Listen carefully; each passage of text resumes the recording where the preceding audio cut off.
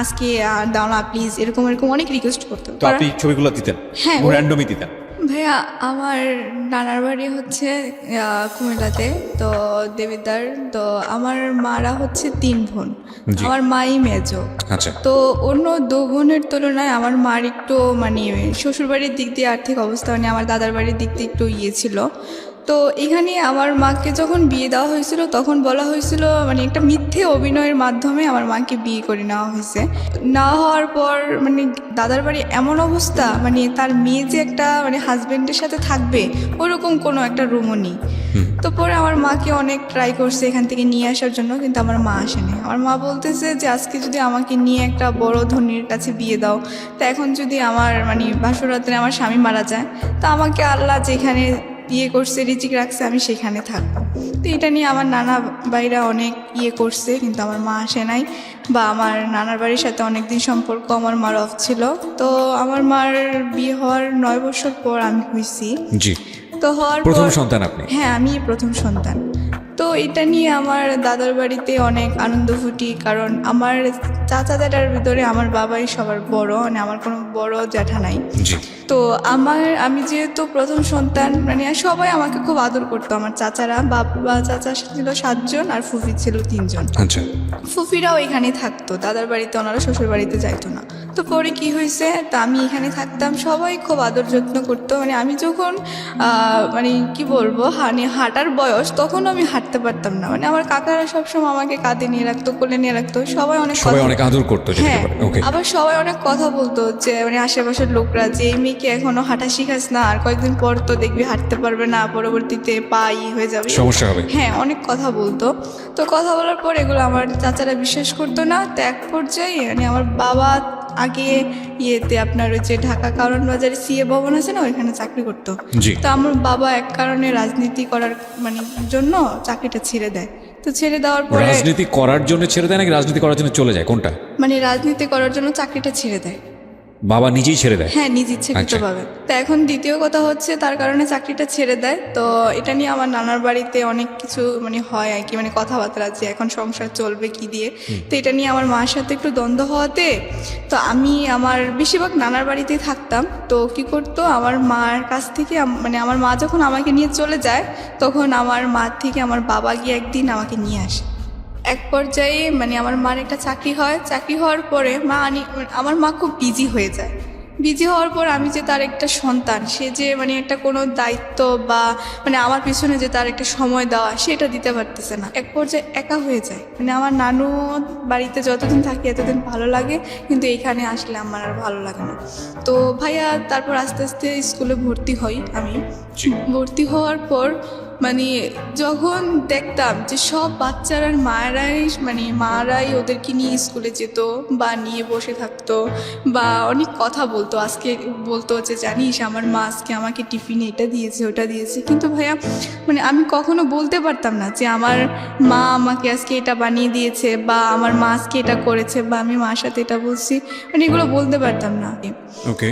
পরে এক পর্যায়ে আমার মা আমাদের এলাকাতে নির্বাচনে মানে এলাকাতে মহিলা মেম্বার হিসাবে মানে রাজনীতি করে। তো আমার মা বিপুল ভোটে জয়ী হয়। তারপরেও আমার মা মানে খুবই এলাকাতে নামডাক, আমার বাবারও খুবই। তো আস্তে আস্তে আমার মার চাকরির নেশাটা আরও বেড়ে যায়। তো নানার বাড়িতে থাকলাম, আস্তে আস্তে থাকতেছি। মামারাও খুব আদর যত্ন করতো, চাহিদা কোনোটাই কম রাখতো না। পরবর্তীতে মামার আস্তে আস্তে বিয়ে করে। আচ্ছা। বিয়ে করার পর ভাইয়া মানে মামার আগে যেমন ছিল তার থেকে একটু চেঞ্জ হয়ে গেছে, এটা স্বাভাবিক হয়ে যাবে। কিন্তু মানে আস্তে আস্তে এমন হয়ে যাচ্ছে মনে হচ্ছে যেন আমি তাদের বাসার কোনো একটা কাজের মেয়ে আর তারা হচ্ছে জমিদার, মানে এরকম হয়ে যাচ্ছে। মানে আমার মামি ধরেন সকালবেলা যে মামারা কখনো মাটিতে রাখতো না, হ্যাঁ, সেই মামারা এখন সিচুয়েশনালি সেই ভাগ্নিকে কাজের মেয়ে বানিয়ে ফেলেছে। হ্যাঁ হ্যাঁ। ওকে। মানে সকালবেলা ঘুম থেকে ওঠার পর আমি যখন স্কুলে যেতাম তখন আমার মামানি আমাকে বলতো যে তুমি স্কুলে যাওয়ার আগে আমাকে চা দিয়ে যাবা। তখন বড়জন বিয়ে করছে। তা আমি কি করতাম, কিছু বলতাম না, আমি চা দিয়ে যেতাম বা উনি বলতো আমার কাপড়গুলো ধুয়ে দাও, ধুয়ে দিতাম। মানে ও যা বলতো আমি তাই করতাম। কারণ আমি এখন কি বলবো, কারণ আমার নানা একজন খুবই অসুস্থ হয়ে পড়ছে বাসায়। তো অসুস্থ হওয়ার পর এখন তো নানার কথা তো আর কিছু শুনবে না, মামাদের হাতে এই সংসার। তো যাক, ভালোই, আমি ওনাদের কথা মতো চলতাম। মাঝে সাঝে এমন কিছু ব্যবহার করতো মানে যা আর সহ্য করার মতো না। তো আমি মাঝে সাঝে নীরবে, মানে আমার একটা ছোটোবেলা থেকে মানে ইয়ে ছিল যে মানে আমি কখনো প্রকাশ্যে কারোর কাছে কান্না করতাম না, মানে সবসময় গোপনে কান্না করতাম। তো শুয়ে শুয়ে যখন কান্না করতাম বা মানে মাঝে সাঝে মা আসলে প্রশ্ন করতাম যে আমি তোমার সাথে থাকবো বা তোমার সাথে যাব, কিন্তু আমাকে কখনো মানে নিয়ে যেত না বা বলতো না যে আমি আমার জন্মের, আমার মনে আছে যে 8 বছর পর আমি আমার নিজ এলাকাতে যাই। আর আমি যখন আমার মায়ের সাথে কোথাও যাই তখন সবাই প্রশ্ন করে যেটা কি, তখন আমার মা আনসার দেয় যে এটা আমার বোনের মেয়ে। হোয়াট? আমার মা মানে আমার এলাকাতে জানে না যে আমার মায়ের একটা মেয়ে আছে। তো বোনের মেয়ে বলতে হবে কেন? মানে তার মেয়ে বললে সবাই প্রশ্ন করে যে আপনার এত বড় মেয়ে, আমরা তো আগে জানলাম না। কি ম্যাডাম, আপনার এত বড় মেয়ে আছে, কই আপনি তো আগে বলেন নাই। এটা মানে কি আমার মায়ের সাথে আপনার সঙ্গেই ঘটতো? র্যান্ডমলি আপনার সামনেই এটা ঘটতো? হ্যাঁ, আমার সামনেই। পরে আমার মা মানে ওনার সাথে দাঁড়ালে মানে বোঝা যায় না যে আমার মায়ের বয়সটা তেমন একটা বোঝা যায় না। তো এখন যদি আমি দাঁড়াই যে এত বড় মেয়ে আছে, তারপরে তো তেমন কেমন না। তার জন্য আমার মা এখনো পর্যন্ত আমি যদি কোথাও যাই, আমার মা প্রকাশ করে যে এটা আমার বোনের মেয়ে, বা আমাকে কোথাও নিয়ে যেতে চায় না। খুবই খুবই দুঃখজনক। আমি জানি না যে এটা আসলে কোন ধরনের মানসিকতার পরিচয়, বাট এটা খুব দুঃখজনক। এটা নাথিং টু সে, কারণ মাকে জাজ করার কোনো রাইটসই আমার নাই, বাট সন্তানের জায়গা থেকে শুধু বলতে পারি আমার মা যদি এটা করতো তাহলে আমি কোনোভাবেই মেনে নিতে পারতাম না। সো সেই জায়গা থেকে বলবো যে এটা খুবই দুঃখজনক। ওকে, বলুন তারপর। তো এক পর্যায়ে কী করছে, আমার 5-এ পিএসসি পরীক্ষা হয়। তা আমি মাকে বলি যে মা, আমার তো একজন টিচার দরকার, বাট সামনে একটা পিএসসি পরীক্ষা বা একটা গাইডলাইনের দরকার। তো তুমি একটু আমাকে যদি একটু নজর দিতে তাহলে মনে হয় আমার একটু ভালো হতো।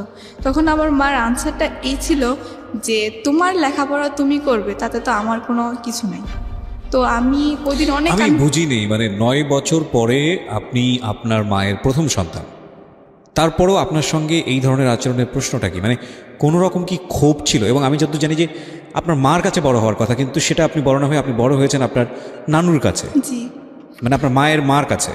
মানে আমার মার হচ্ছে কি, মানে যখনই আমার মা সংসারী ছিল তখনই আমার মা ভালো ছিল, আমি দেখতাম। কিন্তু আমার মা যখনই বাহিরের জগতে চলে গেছে, মানে চাকরির জগতে বা পলিটিশিয়ান মানে জগতে চলে গেছে, তখনই আমার মা একটা আপনার অন্যরকম বাবা এবং মা কি একই দলের পলিটিক্স করতো? জি, একই করে। কিন্তু আমার বাবা মার ভিতরে ম্যাক্সিমামই দেখা যায় যে দুজনের মধ্যে খুব অশান্তি চলে। Okay. মানে তাদের ভিতরে স্বামী স্ত্রীর কোনো একটা যে ভালোবাসা, ওটা খুবই কম থাকে। এবং একটা সন্তানের জন্য কত বড় পীড়াদায়ক, একটা সন্তানের মানসিক বিকাশের জন্য এটা কতটা কষ্টকর, এটা যে সন্তান সেই খুব ভালো করে বলতে পারবে। একটা বাবা মার ঝগড়া বা বাবা মার মনোমালিন্য ওই সন্তানের উপর কতটা ভয়াবহ ইফেক্ট ফেলে আপনি চিন্তাও করতে পারবেন না। বলুন। তো মা বলে যে হ্যাঁ তোমার পড়া তুমি করে নাও। হ্যাঁ, তো এক পর্যায়ে দেখা গেছে আমার পিএসসি পরীক্ষা আসে। তখন আমি আমার মাকে বলি যে মা, আমার তো ফাইনাল পরীক্ষা, আমাকে একটু সেন্টারে নিয়ে যাবা, বা আমার তো জাস্ট বেশি দিন না, কয়েকদিন পরীক্ষা, তুমি আবার চলে যাও। তো পরে আমার মা বলে কি, তোমার পরীক্ষা দিতে যাও, মায়ের দোয়া আছে সবসময়, আমি খুব বিজি। মানে ভাইয়া, এখনও যে আমি আমার মাকে ফোন দেই, আমি যে একজন মানে কি বলতাম, ঢাকায় থাকি একটা মেয়ে, আমার মাকে সে তো আমার খোঁজ খবর রাখা দরকার। এবং আমি যত জানি যে আপনাকে অ্যাপ্রন পর আমি দেখতে পাচ্ছি। So you are going to be doctor soon. জি, আমি একজন মেডিকেল স্টুডেন্ট। সো আপনি ডাক্তার হতে যাচ্ছেন খুব শীঘ্রই। জি। এই অবস্থায়ও মা বলে না, যে আমার মা আমাকে 2-3 দিন একবার ফোন, মানে আমি নিজে স্বেচ্ছায় দিলে, মানে আমি ধরেন দিলে তারপর সে কথা বলে, এবং এমনও 2-3 দিন, এমনও সপ্তাহ চলে যায়, মানে তার সাথে আমি ভালোভাবে কথা বলতে পারি না। সে খুব বিজি মানুষ। মানে এটা কি আমি যে একটা আপনার ক্ষেত্রেই হয় নাকি আপনার যে বাকি যে ভাই বোনগুলো আছে তাদের ক্ষেত্রেও একই রকম? মানে ধরেন আমার ক্ষেত্রেও হয়, বা আমার সব ভাই বোনদের ক্ষেত্রে, মানে আমার মায়ের কাছে সন্তান মানে কিছুই না। Very unlucky. যাই হোক, হ্যাঁ বলেন তারপর। তো তারপর সমাপনী পরীক্ষা মামাদের সাথে নিয়ে যেত মামারা, বা দিতাম। তখন ভালো রেজাল্ট হয়, তখন আমি 5-এ বৃত্তি পাই, টানামপুলে বৃত্তি পাই। তো দেওয়ার পরে আমার 6-এ থেকে তো ধরেন পড়াশোনা, মানে আমাদের এলাকাতে এরকম ছিল যে মানে পড়ালেখা করলে, মানে ধরেন যদি বৃত্তি পাইলে তার পড়ার খরচটা ফ্রি হয়ে যায়। জি। তো পরে জাস্ট শুধু পরীক্ষার ফিটা। তা আমি পড়াশোনা করতেছি। তা আমি যখন ক্লাস 7-এ পড়ি, তখন আমার ফ্রেন্ডরা দেখতাম মানে অনেকে ফোন ইউজ করতো। তো ফোন ইউজ করার ক্ষেত্রে তখন কি করতো, তা আমি বলতাম যে কি ক্লাস 7-এ পড়োস, মোবাইল ইউজ করোস কেন, মানে এটা কি। তখন ওদেরকে দেখতাম বা অনেকে ফেসবুকও ইউজ করতো বা নতুন নতুন, তখন আমি বলতাম যে এটা কী, মানে এটা তো কী জিনিস, এটা আমি তো বুঝতাম না। তারপরে ওরা আমার বলতো যে এটা ফেসবুক, এটার মাধ্যমে এরকম চ্যাটিং করে বা এরকমই সেই।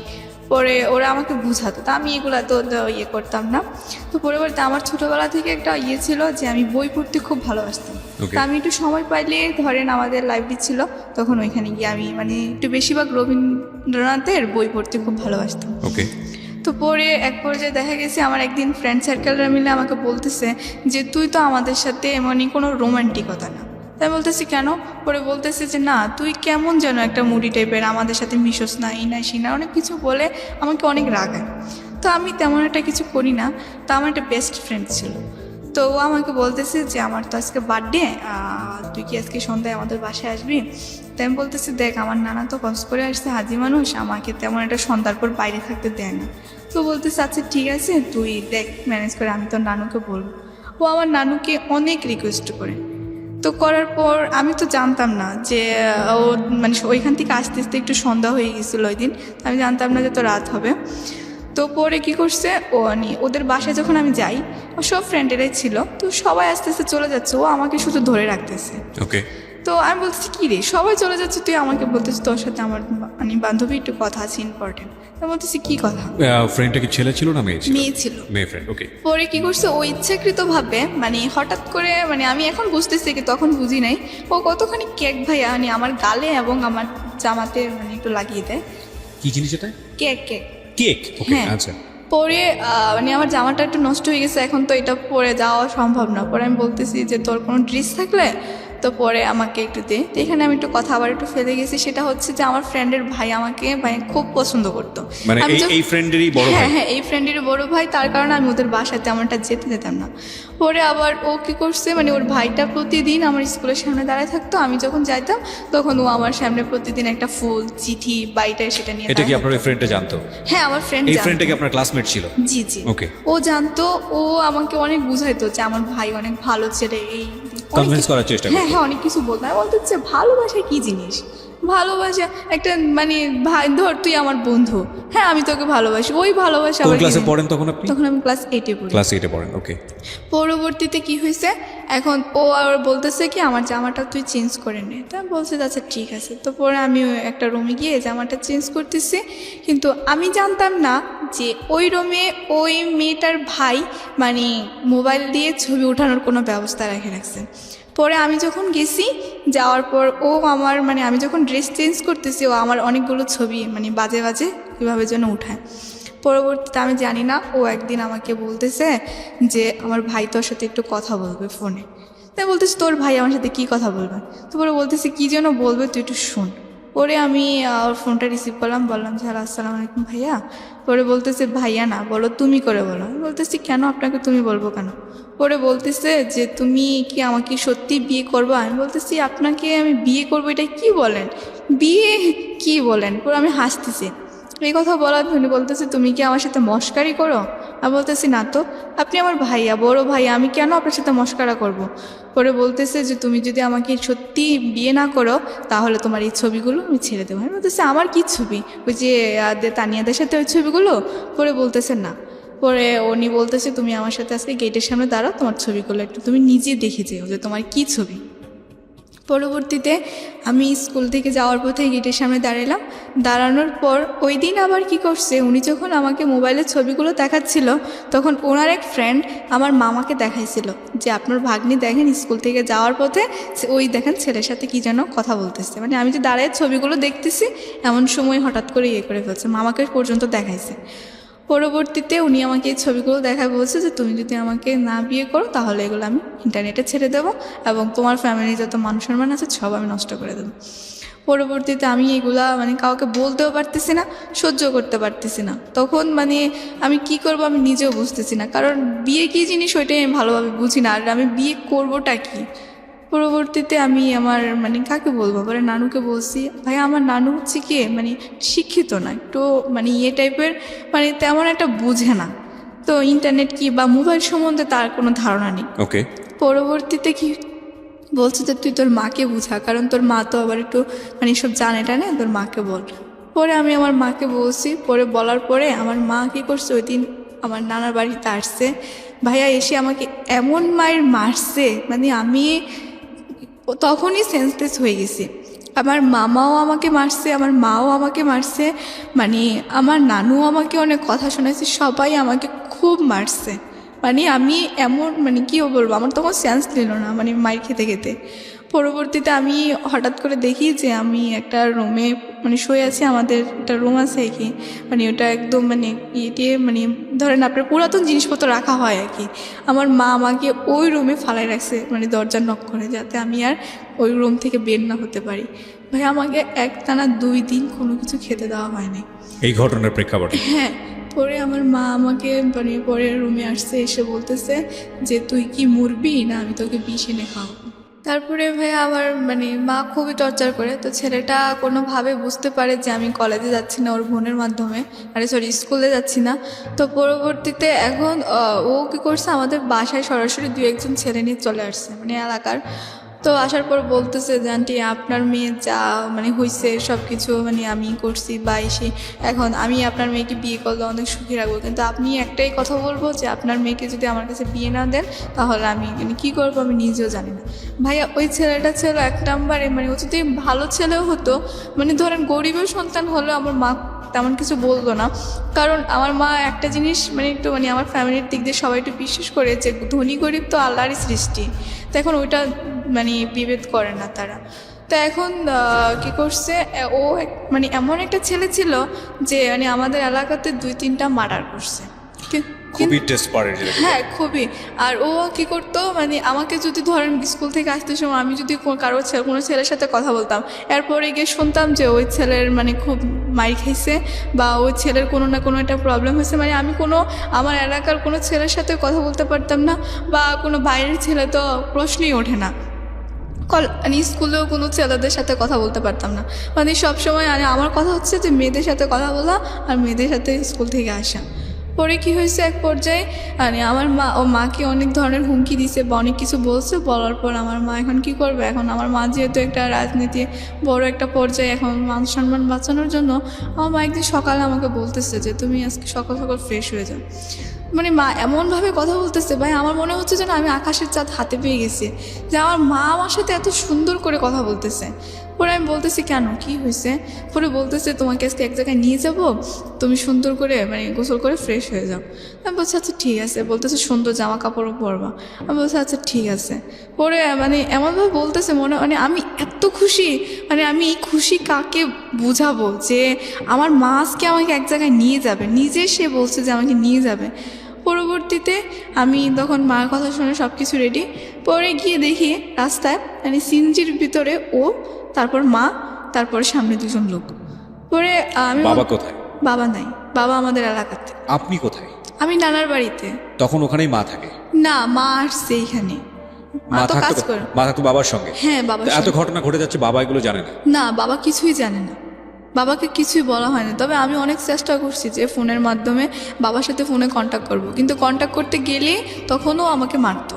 মানে কি বাবার সঙ্গে কি মার ছাড়াছাড়ি হয়ে গিয়েছে নাকি? না, বাবার সাথে মোটামুটি মানে আমার বাবা মার মানে একটাই ইয়ে আছে যে ওরা স্বামী স্ত্রী এতটুকু প্রমাণ, কিন্তু এছাড়া এদের মাধ্যমে কোনো যে একটা মানে ভালোবাসা বলেন বা কোনো একটা মনের মিল বলেন, কোনো কিছুই নাই। মানে আমার বাবা মার ভিতরে আমি 100 থেকে 99% দিনে দেখি ওদের ভিতরে ঝগড়া লেগেই থাকে। মানে কেউ কাউকে পাত্তা দেয় না? না, কেউ কাউকে, ডিসিশন মেকিং এর জায়গায় কেউ কাউকে ধার ধারে না? না না, যার যার ইচ্ছা মতো। আপনার চোখের সামনে কি কখনো দেখতেন গায়ে হাত তোলাতুলি, মারামারি? হ্যাঁ, আমি আমার যখন আমি একটু কথা ফেলে গেছে, আমার ছোট ভাইটা যখন মানে হয়েছিল, মানে আমার পরের জন, যেটা আমার 2টা ভাই আমার ছোট, তো পরে আমার পরে যেটা মানে কি ও যখন জন্মেছিল তখন আমার বাবা আমার মাকে এত মারছিল, মানে আমার মাকে পুরো খাটের চিপা দিয়ে পর্যন্ত ফেলে দিছে, আর আমার ভাইটাকে এভাবে ছোট ফিটার খাইতেছে, ওকে ধরে একদম খাটের এই প্রান্তে থেকে ওই প্রান্তে ছুঁড়ে মারছে।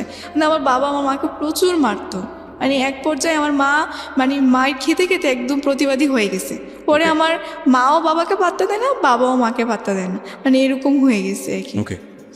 পরবর্তীতে ভাই আমি যাচ্ছি মার সাথে, কিন্তু কোথায় যাচ্ছি মা আমাকে কিছুই বলে না। পরবর্তীতে গিয়ে দেখি এক হুজুরের বাড়ি। আমি বলতেছি মা এইখানে কোথায় আসছো বা এটা কি, আমি তো চিনি না। পরে বলতেছি তোমার এত চেনার দরকার নেই, তোমাকে যেখানে নিয়ে আসছি তুমি সেখানেই থাকো। তো পরে আমি বলতেছি যে মা মানে কি আমাকে একটু বলবা? বলতেছে যে কিছু না, আজকে তোমার বিয়ে। আমি বলতেছি কি বলতেছো বিয়ে? কি তুমি কি আমার সাথে মজা করতেছ? মা বলতেছে যে না, আমি তোমার সাথে মজা করতে যাবো কেন, তুমি যা কাজ করছো তার পাপের প্রায়শ্চিত্ত ভোগ করবো এখন। আমি বলতেছি মা আমি তো কোনো অন্যায় কাজ করি নাই বা আমি তো কিছুই করি নাই, কেন পাপের প্রায়শ্চিত্ত ভোগ করবো? মানে তখন আমার মা ওই কাজের সামনে ভাই আমাকে এত মার মারছে, মানে কি বলবো, মানে হাতেই মারছে। ক্লাস 7-এ পড়তেন ওই সময়? ক্লাস তখন 8-এ? 8-এ। ক্লাস 8-এ পড়তেন আপনি? হ্যাঁ। যদি ভুল না করে থাকে তাহলে আপনার বয়স সর্বসাকুল্যে 13 থেকে 14 বছর। এবং আপনার মা তখন ওইখানে একটা রাজনৈতিক নেতা বলা যেতে পারে এলাকার, আমাদের জেলার, মানে আমার মা সভাপতি, মহিলা দলের সভাপতি। এবং ওই সময়ে তার নিজের সম্মান বাঁচানোর জন্যে সে আপনাকে এই কাজটা করাচ্ছে, এবং একটা ছেলে যে গুন্ডা আপনার কথা মতো তার হাতে সে তুলে দিচ্ছে শুধুমাত্র নিজের সম্মান বাঁচানোর জন্য। জি। ওকে, তারপর কি হলো? তারপর আমার মা ওই দিন আমাকে বলে যে তুমি এখানে মানে তোমার কত নাম- সালের ঘটনা এটা? এটা হচ্ছে 2011। আপনার মা চাইলেই সে খুব সহজেই ছেলেটাকে ধরিয়ে দিতে পারতো পুলিশের কাছে এই ধরনের ব্ল্যাকমেইল করার জন্য। এবং বাংলাদেশের নারী নির্যাতনের যে আইন, সেটা খুব শক্ত আইন। আপনার মা সেটা করেনি। না। এই পয়েন্টগুলো খেয়াল রাখবেন প্রিয় শ্রোতা, যে একজন মানুষ কিভাবে অপরাধের দিকে ধাবিত হয়। আমি সবসময় বলি background is much more important, much more important, again I am saying much more important. বলেন। পরবর্তীতে পরে মা আমাকে বললো যে এখানে একটা সিগনেচার করার জন্য। তা আমি এরপরে আমার নামটা লিখলাম এখানে। লেখার পর বলতেছে উনি ওই যে হুজুরটা উনি কাজী, তখন উনি বলার পর ছেলের বাবার নাম না কি যেন আরও কিছু বলছে, পরে বলতেছে বলো মা কবুল। তখন আমি মানে চুপ করে আছি। চুপ করে থাকার কারণে আমার মা আমাকে ঠাস করে আরও একটা থাপ্পড় মারে। মানে কি বলবো, মানে আমি যেইটাই মানে ওনার কথার অবাধ্য হচ্ছি বা যেটা আমি করতে চাচ্ছি না, তখনই আমি মাই খাচ্ছি। পরবর্তীতে মানে বলার পর আমার মা আমাকে বাসায় নিয়ে আসছে। পরে ছেলেটার সাথে মানে মা অনেক কথাবার্তা বলার পর তারপরে আমাকে বাসায় নিয়ে আসছে, মা চলে গেছে। পরে ভাইয়া আমার টেস্ট আর 1 মাস বাকি। মানে আমি ওই মুহূর্তে যে আমি যে পড়বো, বাসায় পড়ার মতো কোনো ক্যাপাসিটি পাচ্ছি না, বা আমি আমার যে মানে এটা গাইডলাইন ওইটাও পাচ্ছি না। স্কুলে আমার ওই ফ্রেন্ড গিয়ে সবার কাছে বলে দিছে যে আমার ওর ভাইয়ের সাথে বিয়ে হয়েছে। সবাই আমাকে অনেক অপমান, অনেক কথাবার্তা শোনাইছে যে তুমি একটা ব্রিলিয়ান্ট স্টুডেন্ট হয়ে তুমি কি করে মানে বিয়ে করলা, বা আমার ম্যামরা, আমার স্যাররা সবাই আমাকে অনেক কথা বলছে। মানে মোট কথা আমার মনে হচ্ছিল যে তখন আমার ওই ছবিগুলোই মনে ভালো ছিল যদি নেটে দিত, কারণ এটা তো সবাই জেনে গেছে যে আমার বিয়ে হয়ে গেছে। বলতেছে যে বিয়েটা কি তুমি এত তাড়াতাড়ি করে ফেললা, আর মানে তুমি একটু এসএসসি পাস করতা। সবাই স্যাররা আমাকে এই কথা বলতেছে। তারপরে মানে স্যার আমাকে ডেকে নিয়ে, প্রিন্সিপাল স্যার অনেক অপমান করছে, বলছে যে মানে আমি তোমার কাছ থেকে এই জিনিসটা আশা করিনি কখনো, যে তুমি একটা ভালো স্টুডেন্ট হয়ে তুমি কেন মানে এই কাজটা করতে গেলা। পরবর্তীতে মানে আমি বলছি যে ঠিক আছে স্যার, আমার মানে ভুল হয়ে গেছে, আমি পড়াশোনা ভালো করে আপনাকে দেখাই দেবো। পরে বলছে যে ঠিক আছে, আমরা তোমাকে মানে বিশ্বাস করি, বা তুমি ভালো করে পড়ো, পারবা তুমি। পরে ওই স্যারটাই আমাকে প্রথম মানে ভাইয়া মাথায় হাত বুলিয়ে বলছিল যে মা যদি সন্তানকে যে রাস্তায় দেখ না কেন, মনে করবা যে এটা তোমার জন্য কোনোদিনও ভালো একটা প্লাস পয়েন্ট। কিন্তু আমি ভাইয়া আমি আমার মার জন্য একটু তখন কষ্ট করি নাই। তখন আমি ভাবছিলাম যে আমার স্যার যেহেতু আমাকে যেটা মানে আমি ওই স্যারটার কথা খুব মানতাম।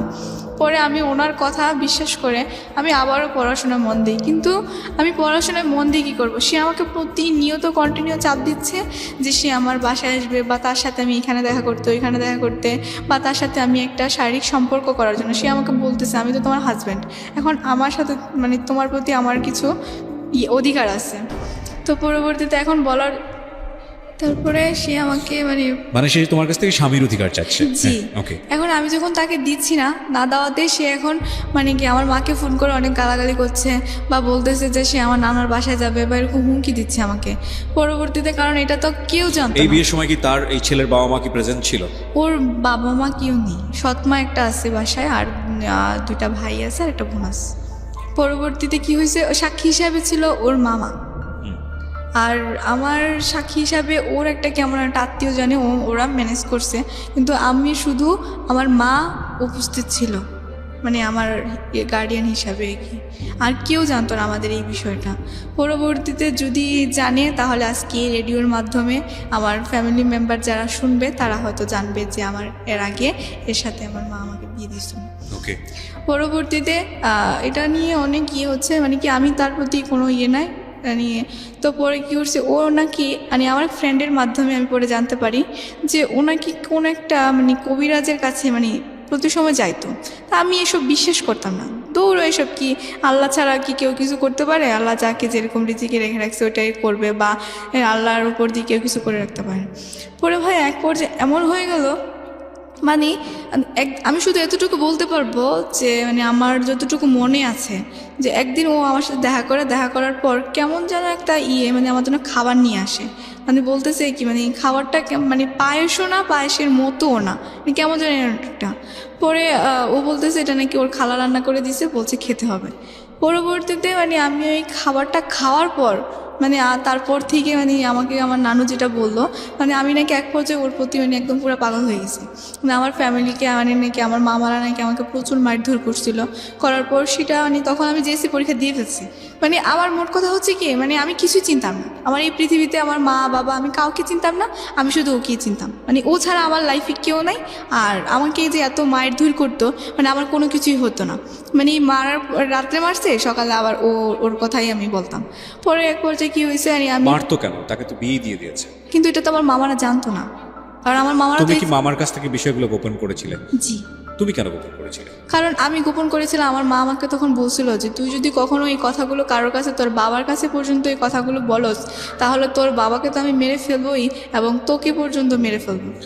আর তোর ভাই, তোমার স্কুলের ছেলেমেয়েরা জানলো, স্কুলের টিচাররা জানলো, অথচ যে ঘরে তুমি থাকো সেখানকার লোকজন জানলো, এটা কতটুকু বিশ্বাস? ভাই আমি স্কুলের টিচারদেরকে বলছি যে ও যেটা বলছে সেটা ভুল বলছে, মানে আমার বিয়ে হয় নাই, মানে জাস্ট ওর সাথে আমার একটা বিয়ের কথাবার্তা বলছে, আমি এরকম বলে কাটাইছি। কারণ কিন্তু এটা এই জিনিসটা যদি স্কুলের টিচাররা জানে তাহলে তো তোমার মামারা বা তোমার নানিরা এদেরও তো জানার কথা। হ্যাঁ, ওদেরকে জানার কথা, কিন্তু আমার মানে ওদের কানে ওই কথাটা আসছে, পরে আমার মা অস্বীকার করে ফেলছে। Okay. আমার মা বলছে কি যে না না আমি এসব বিয়ের সাথে দিই নাই, বাট বিয়ের কথা যার কারণ ছেলেটা যাতে কোনো ক্ষতি না করতে পারে তার জন্য আমি একটা মানে বিয়ের দিন তারিখ ঠিক করে রাখছি, যে পরীক্ষার পর মানে দেখা যাবে কি হবে। আমার মা তখন ওরকম পার্ট নিয়ে ফেলছে। মানে Okay. আমার মা আমাকে ডাইরেক্ট এই কথা বলছে যে মানে যদি আমি কারোর কাছে মুখ খুলি তাহলে নাকি আমাকে তো মারবে, আমার ভাইকেও মারবে, আমার বাবাকে পর্যন্ত মেরে ফেলবে। বলছে তো তোদের আর কাউকে রাখবো না। সেটা হয়তো রাগ করে বলেছে বা হয়তো অভিমান করে বলেছে। কারণ দেখো, বিষয়টা যদি তুমি প্রথম দিকে যেটা করলে, ঠিক তোমার না, তুমি তো সিচুয়েশনাল কজ বলা যেতে পারে, যে তোমাকে এরকমভাবে ঘরের মধ্যে পোশাক নিয়ে যে ঘটনাটা ঘটলো, তো এরপরে আলটিমেটলি তোমার মা রাগ করেছে, রাগ করার ফলে তোমাকে 2 দিন ঘরের মধ্যে বন্দি করে রেখেছে, খাবার দাবার দেয়নি। তার মানে সেও চাচ্ছিল না যে এই সম্পর্কে তুমি জড়াও। তো বেসিক্যালি সে তার সম্মান বাঁচাতে গিয়ে বা তোমার সম্মান বাঁচাতে গিয়ে বা তোমার কথা যদি তুমি মেনে নেই, তাহলে যে কোনো কারণেই হোক না কেন একটা মান সম্মানের প্রশ্নে গিয়ে সে এত বড় একটা ভুল সিদ্ধান্ত নিয়েছে। এটা হচ্ছে মূল কথা। এবং তারপরে তোমার মা হয়তো রাগ করে এই ধরনের কথা বলেছে, but that really doesn't mean যে তোমার মা বাবাকে খুন করে ফেলবে। বাট ওকে, তোমার জায়গা থেকে হয়তো তুমি ভাবে ফিল করছো, আমাদের জায়গা থেকে আমি বিষয়টাকে খুব বেশি সিরিয়াসলি দেখতে চাচ্ছি না। কিন্তু ভাইয়া আমি যতবারই বাবার সাথে কথা বলতে চাইতাম, মানে আমার কাছে তো ফোন ছিল না, নানুর ফোন দিয়ে যদি আমি ফোন দিতাম, তখন আমার মা যদি সামনে উপস্থিত থাকতো তখন আমার বাবার সাথে কথা বলতে দিত না। আর আমার ফ্যামিলি মেম্বারদেরকে সবাইকে বলে রাখছে যেন মানে আমি যেন আমার বাবার সাথে কোনো কন্ট্যাক্ট না করি, বা আমাকে যেন কোনো কন্ট্যাক্ট না করতে দেয়। ওকে ওকে। তো পরে কি হয়েছে, এখন মানে আমি এক পর্যায়ে মানে আমার ফ্যামিলি কাউকে না জানে বাসা থেকে চলে যাই। চলে যাও বলতে মানে আমি ওর কাছে চলে যাই। প্ল্যানটা কি ছিল, কিভাবে ঘটলো ঘটনাটা হয়েছে মানে আমি একদিন রাতে আমার মামা আমাকে খুব মারছে, মারার পর মানে আমার এগুলো মনে নাই, মানে তখন তো আমি ওর প্রতি পুরাই পাগল। হ্যাঁ, পরে কি হয়েছে, আমার নানু আমাকে যেটা বললো যে আমি নাকি রাত্রে আমাকে প্রচণ্ড মারছে, মারার পর মানে আমার মামা আমার জন্য খুব কান্নাকাটি করতেছে, যে মানে ওকে এত আদর করে আমরা বড় করছি, আজকে এরকম একটা ছেলের সাথে মানে মিশার জন্য আমরা তো এটা কখনো ভাবতে পারি নাই, বা এসেই বলতেছে মামা। পরে কি হয়েছে, সকালে উঠে দেখে আমি বাসায় নেই, আমি সকালে মানে চলে গেছি ওর কাছে। পরে কোথায় খুঁজে পাচ্ছে না, একমাত্র মানে ও নাকি শুধু আমার মাকে ইনফর্ম করছিল যে এই জায়গায় আছে। পরে ইনফর্ম করার পর মানে আমার তো নাই, পরে আমার মা বলছে কি যে আমি নাকি আমার ফুপ্পির বাসায় আছি। তো পরে আর আমার মামারা কিছু বলে নাই। প্রায় 1 মাস পর আমি তখন আবার আমার নানুর বাসায় আসি, কারণ আমার রেজাল্ট। 1 মাস তুমি কোথায় ছিলে? 1 মাস ওর সাথেই ছিলাম। 1 মাসের সংসার জীবন কি ছিল? 1 মাসে সংসার জীবন কি ছিল ভাইয়া, হঠাৎ করে একদিন মানে আমার না কেমন যেন লাগতেছিল, মানে আমার মানে ওইটার নেশাটা মনে হয় যখন আস্তে আস্তে কেটে যাচ্ছিল, ও আমাকে প্রচণ্ড মারতো। মানে আমি যখন আস্তে আস্তে মানে বুঝতেছি বা আমি জিনিসটি ফিল করতেছি, তখন আমি যখন ওর থেকে একটু দূরে দূরে চলে যাচ্ছি, তখন আমার মানে ও আমাকে প্রচণ্ড মারতো। মানে এক পর্যায়ে ও ড্রিঙ্কস করতো, এটা তো আমি আগে থেকেই জানতাম যে ও ড্রিঙ্কস ও করতো। ও কি করতো তখন? কিছুই করতো না। ও কি করতো ভাইয়া, ও পড়াশোনা করছে ক্লাস 8 পর্যন্ত, তারপর আর রাজনীতি করে, এই মানুষ খুন করে বা এইটা সেটা করে, মানে এই জন্য এটা বলে আপনি যদি ওকে বলেন যে তুমি আমার এই কাজটা করে দিবা বা আমার মেয়ে চলে গেছে ওকে নিয়ে আসবা, এনে ওই ছেলেটাকে মারবা, তোমাকে এত টাকা দেবো, ও এই কাজটা করবে। মানে এরকম আমাদের এলাকাতে অনেক ঘটনা, মানে ওকে একবারই চিনি আমার নানাদের এলাকাতে, এক নামে চিনতো। হ্যাঁ।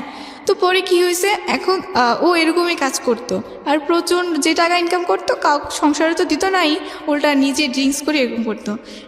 আপনি হয়তো আমার দেখতে পারবেন যে আমার কপালে একটা কাটা দাগ আছে। মানে ও কি করছে, আমাকে একদিন এমন মারছে, মারার পর আমাকে ঠাস করে ধাক্কা দিয়ে মানে ওয়ার্ড্রোফ ছিল, এই ওয়ার্ড্রোফের উপরে ফালা দেয়, পরে আমার কপালটা কেটে গেছে। মানে আমি কান্না করতেছি, মানে আমার কপাল দিয়ে প্রচণ্ড রক্ত বের হচ্ছে, কিন্তু ও আমাকে একটু হসপিটালে নিয়ে যাচ্ছে না।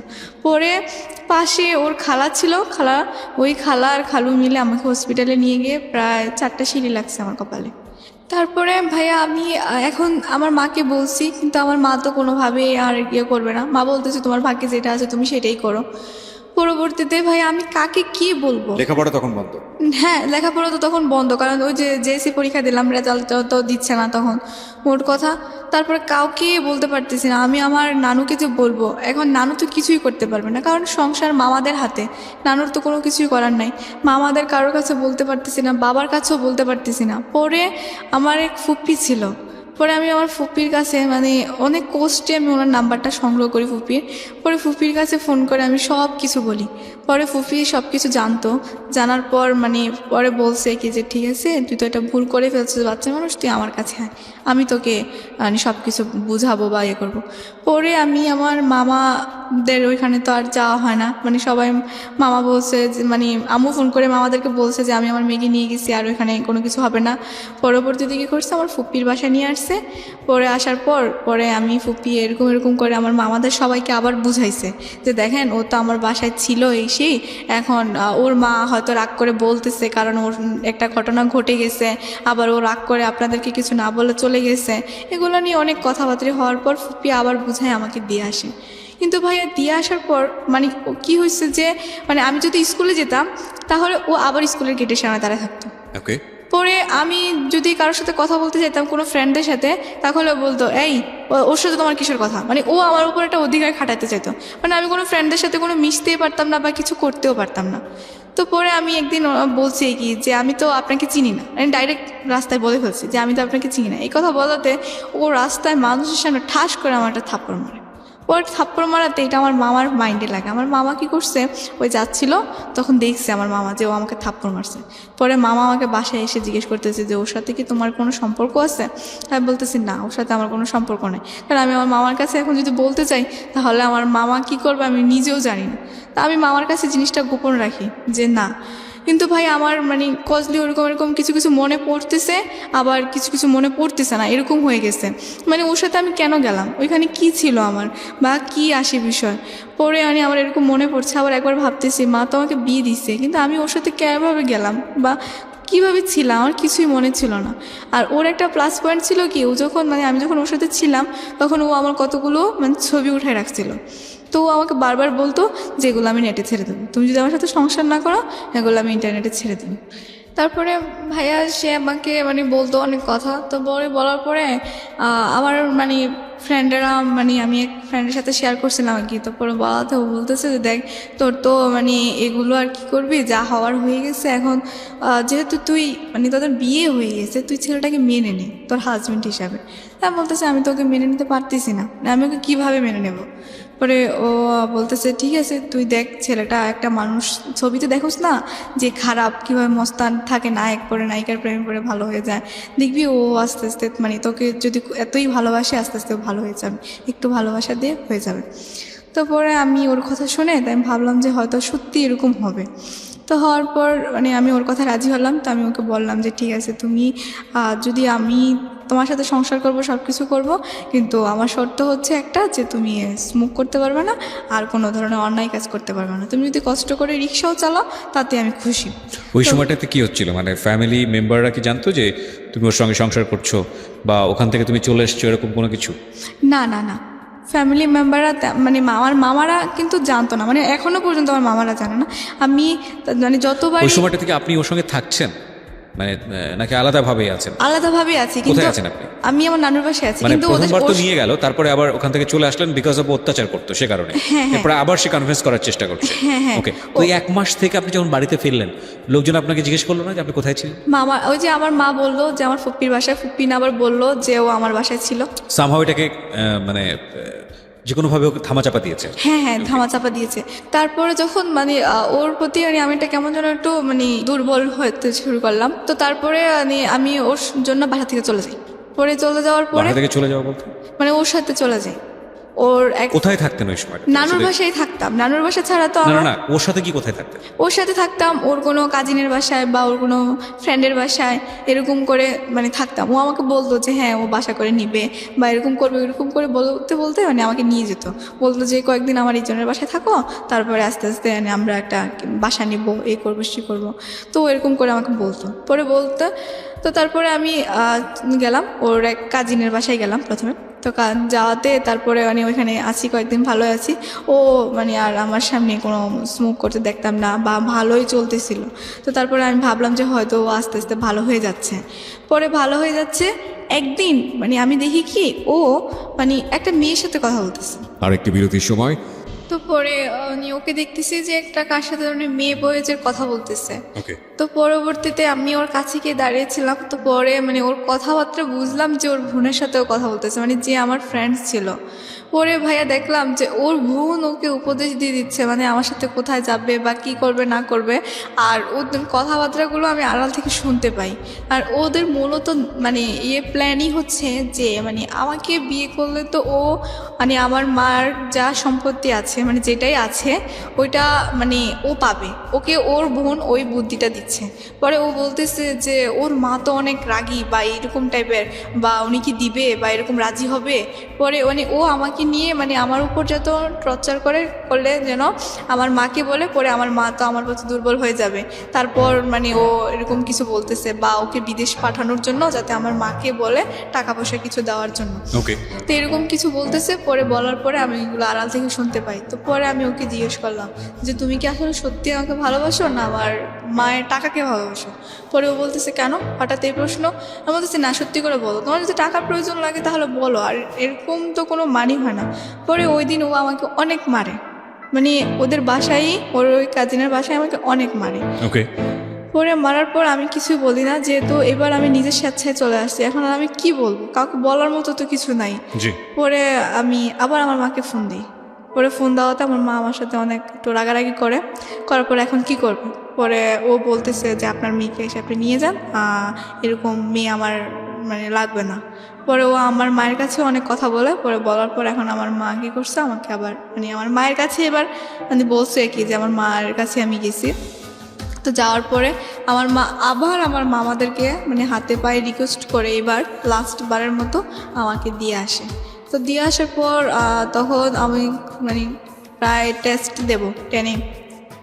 তো পরে কি হয়েছে, তো আমার টেস্ট পরীক্ষা গেল। তো যাওয়াতে টেস্ট পরীক্ষা তো তেমন একটা ভালো রেজাল্ট হলো না, কারণ আমি তো পড়িয়ে নেই মোট কথা টেস্টের আগে। তো তারপরে টেস্ট পরীক্ষা দিলাম। তো দেওয়ার পরে এখানে স্যাররা অনেক মানে খারাপ করছে যে আমি কেন রেজাল্ট খারাপ করলাম। তারপরে এরকম করাতে তারপরে আমি আবার মনোযোগ দিয়ে পড়াশোনা করি।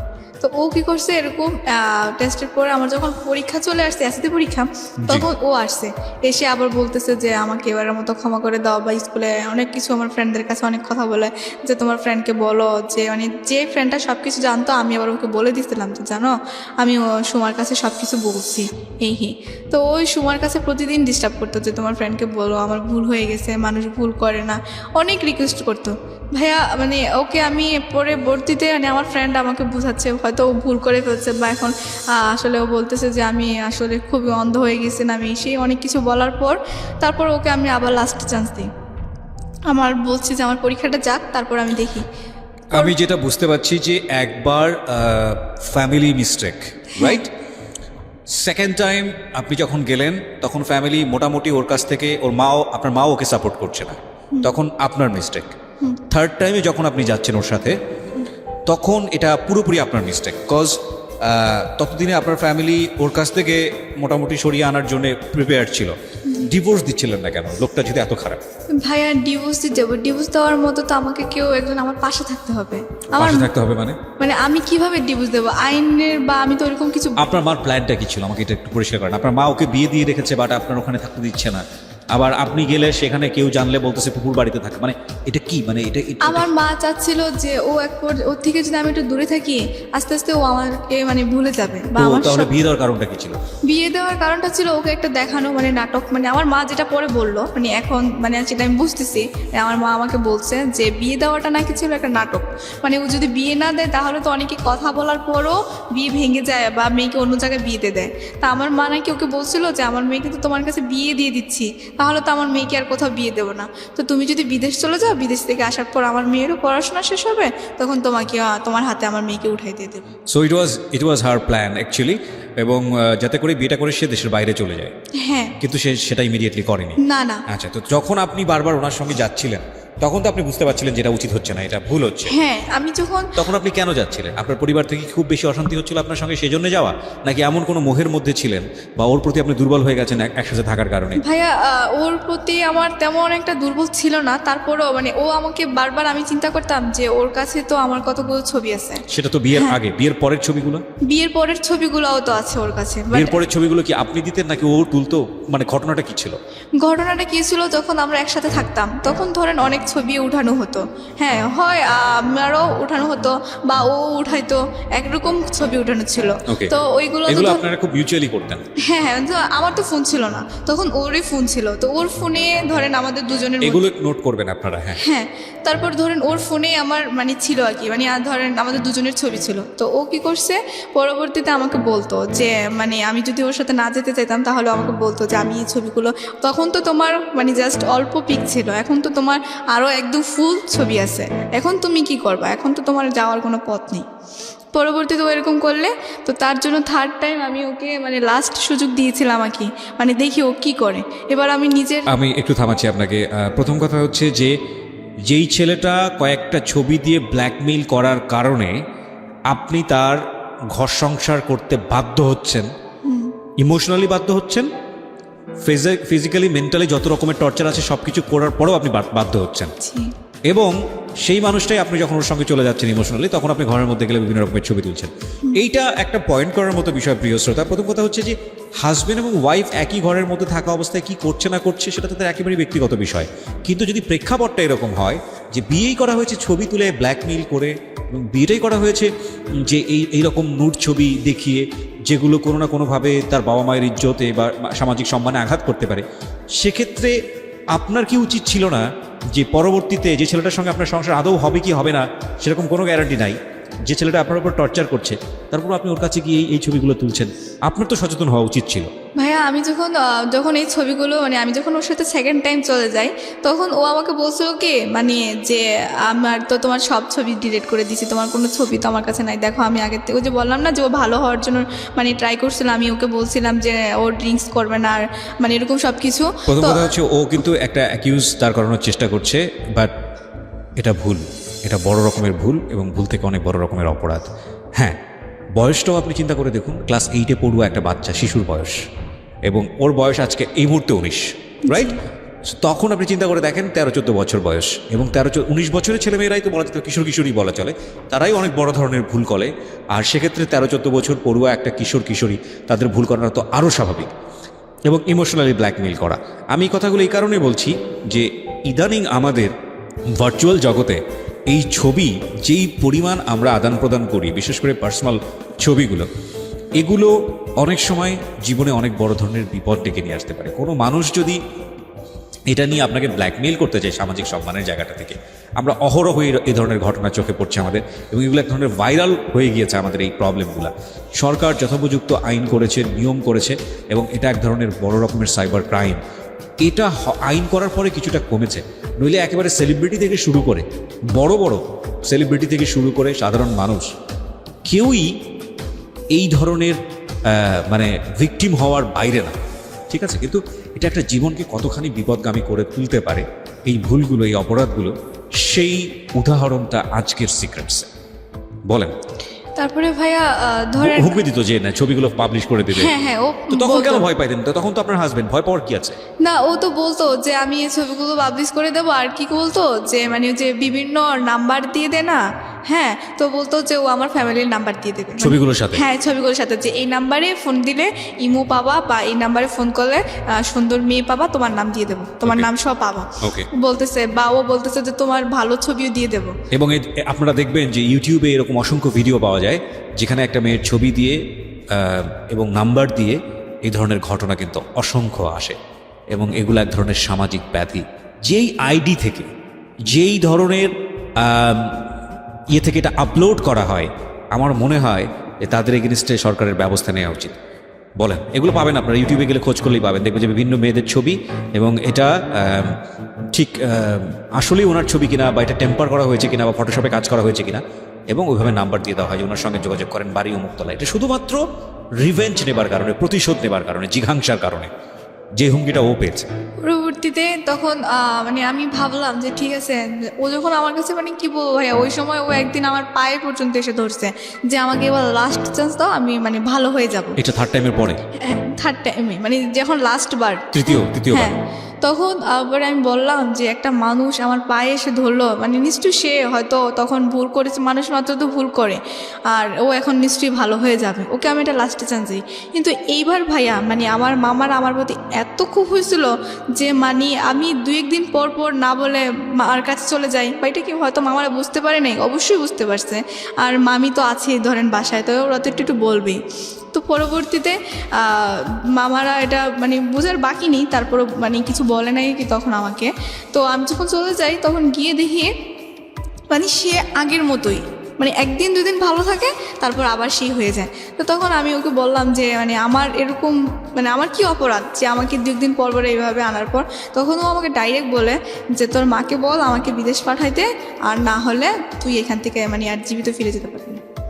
ওকে, মানে এবার হলো অর্থের দিকে হাত বাড়িয়েছে। জি, এবার ও ডাইরেক্ট বলে ফেলছে। পরে আমি বলছি যে এটা কোন ধরনের কথা, যে আমার মা তোমাকে বিদেশ পাঠাবে, এটা কি কোনো কাগজে কলমে লেখা ছিল না, মানে কোথাও ইয়ে করা চুক্তিবদ্ধ ছিল? পরে ও বলতেছে যে না, তোরকে বিয়ে করাতে আমার কি পাইছি আমি বলতেছি আমার মা তো তোমাকে তোমার গলায় ঝুলাই দেয় না, আমাকে তুমি নিজে ইচ্ছাকৃতভাবে আমাকে বিয়ে করতে চাইছো। মানে তখন ওর সাথে আমি এক পর্যায়ে তর্ক করতে শুরু করি। পরে তখন তো একটু বুঝি, যেহেতু এসএসসি পরীক্ষা দিছি। পরে ওকে আমি বলতেছি যে আমার মা তো তোমার ইচ্ছে করে গলায় ঝুলাই দেয় মানে না। বিয়ের প্রায় 2 বছর হয়ে গেছে তখন। হ্যাঁ, এই অন অ্যান্ড অফ, কখনো থাকছেন, কখনো চলে আসছেন ওখান থেকে। ফার্স্ট টাইম বুঝালেন আপনি ফুহুর বাসায় আছেন, সেকেন্ড টাইম আপনি কি বুঝালেন? সেকেন্ড টাইম বুঝলাম মার কাছে চলে গেছি।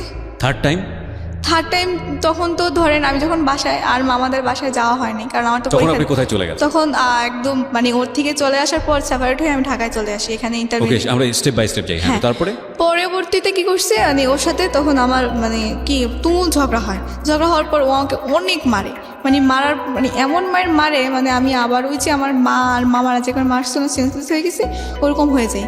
পরবর্তীতে তখন ওর ফ্রেন্ডের বাসায় ছিলাম। তো পরে ওর ফ্রেন্ড কী করছে, আমাকে হসপিটালে নিয়ে ভর্তি করানোর পর মানে আমি ওইখানে হসপিটাল থেকে পরে আমি আমার মানে ঢাকায় যে আন্টি, ওই আন্টিকে ফোন দিই যে আন্টি এরকম আমি তো হসপিটালে, আমাকে এসে নিয়ে যান। বলতেছিস তোর কী হয়েছে? বলতেছে আমি পরে বলবো যে আমার কী হয়েছে, আমাকে এসে নিয়ে যান। পরে উনি নিয়ে গেছে, নিয়ে যাওয়ার পর আমি বলছি যে এরকম আসলে আমি তো মানে আমার ফ্রেন্ডের বাসায় গিয়েছিলাম, মানে আন্টিকেও আমি সত্যি কথাটা বলি নাই, কারণ আমার মনে একটাই মানে আমি বুঝি নাই যে আমার মা কি তখন রাগ করে বলছিল না কিসের কারণে বলছে। মানে আমার মাকে আমি যদি ওর কথা বলতে যেতাম তাহলে আমার মা অনেক বকতো। তো বাট এখন তো আমি আমার মাকে আর বলতেও পারবো না, কারণ আমার মা তো একবার নিষেধ করছে যে ওর কাছে আর যাবা না। এখন আমি গেছি, আবার ও আমার মাকে ফোন করে অনেক হুমকি দিছে যে টাকা পয়সা না দিলে আপনার মেয়েকে এই করবো সেই করবো। তারপরেও যখন আমার মার মানে একটু নরম হয় নাই, আমার মা তো আমার প্রতি অনেক রাগ। এখন আমি কি করব? পরে আন্টির হাতে পায়ে ধরলাম, অনেক কিছু করলাম যে আমি তো এরকম আমার ফ্রেন্ডের বাসায় মানে আম্মুর সাথে রাগ করে চলে আসছি, এখন কি করব? মানে আমি জানি যে আমার মায়ের কথাটা বলবে না আন্টিকেও। পরে বলাতে তারপরে বলছে যে ঠিক আছে, তুই এসএসসি পরীক্ষা দিছিস, এখন ঢাকা এখানে ভর্তি হয়ে যা, আর তোর মাকে আমি ম্যানেজ করবো, কোনো সমস্যা নেই। পরবর্তীতে ঢাকায় ভর্তি হয়ে গেলাম।